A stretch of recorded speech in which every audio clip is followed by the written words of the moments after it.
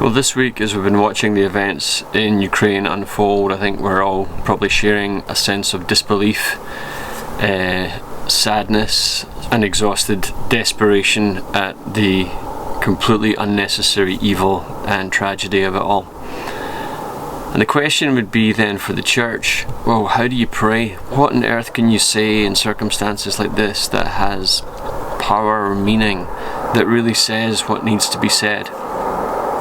Well, this week, twice in one morning, the same thing happened. One is I had a text from a friend, and the other one is I had a conversation with Teresa, and they were both about the imprecatory Psalms. Now, the imprecatory Psalms were written with a particular task in mind, and that is that they do two things at once. They call down judgment against God's enemies. They call down judgment against the wicked, that there would be a reckoning, a confrontation of righteousness and justice against those who would promote evil. And the other thing they do is they call for the vindication and the redemption, the release of the righteous, that those who are the victims of the wickedness would be delivered. So they're actually incredibly useful psalms at times like this, because they say the things that I think we're all feeling, and they do it with a biblical power and authority that is very useful, I think. An example would be Psalm 5, Psalm 10, Psalm 17. You just need to really Google or look up in a biblical manual what the imprecatory Psalms are, and there's many that can lead you through these kinds of prayers. Now, let me give a few comments about how this works and really the bandwidth of how these prayers are. First thing is, I want to be careful not to draw a direct equivalence between Israel and Ukraine. There's a unique role that Israel play in the covenants of God and in the work of his kingdom that is unique to Israel and isn't really shared anywhere else. So we have to be careful that we're not translating everything from Israel's story onto Ukraine. But I think there is still a great use in these Psalms at a time like this, when there is such an obvious collision of evil and bullying and violence against a people who did not really provoke any of it at all. The second thing is that I had another conversation this week where somebody was bringing up the issue of Christian pacifism, that the new covenant is a covenant of non-violence. And I've read pacifist theology, and I'd say on a technical level I understand it and I get it. I would also say, however, though, that on a practical level,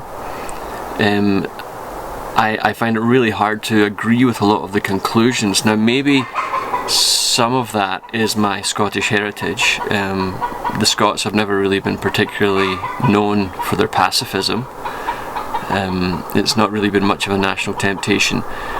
But I know that there are other theologies and other groups within the church, and even great cultures, that would promote a non-confrontational, non-violent pacifism.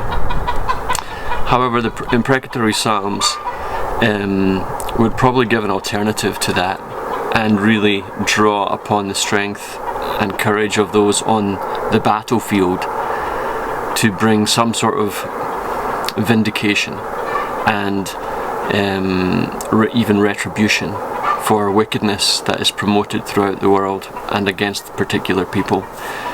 So I'm not saying it's straightforward, but I think there is a complex and difficult reality within the collision of good and evil in our broken world, and these Psalms give voice to some of that collision and allow us to pray through that together.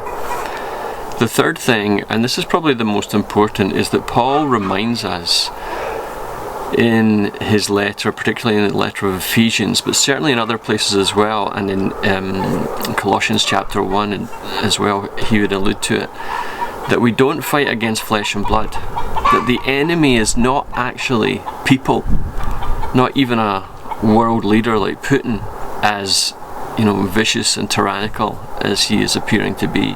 The ultimate enemy And the power of evil comes from the unseen world. It's against the governments, the archons, the systems that work invisibly behind the scenes and are manifest through people, through leaders, even through nations.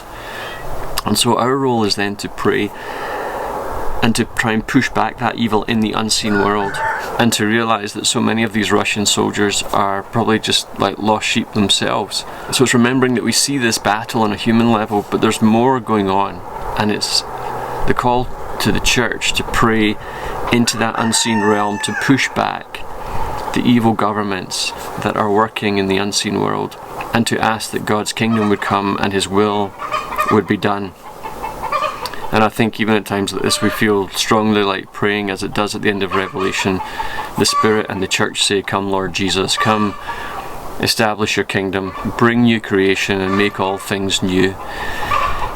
So, as hard as it is, may we join together and pray through these great psalms and to ask for the power of God to press back the darkness and bring the light. Peace.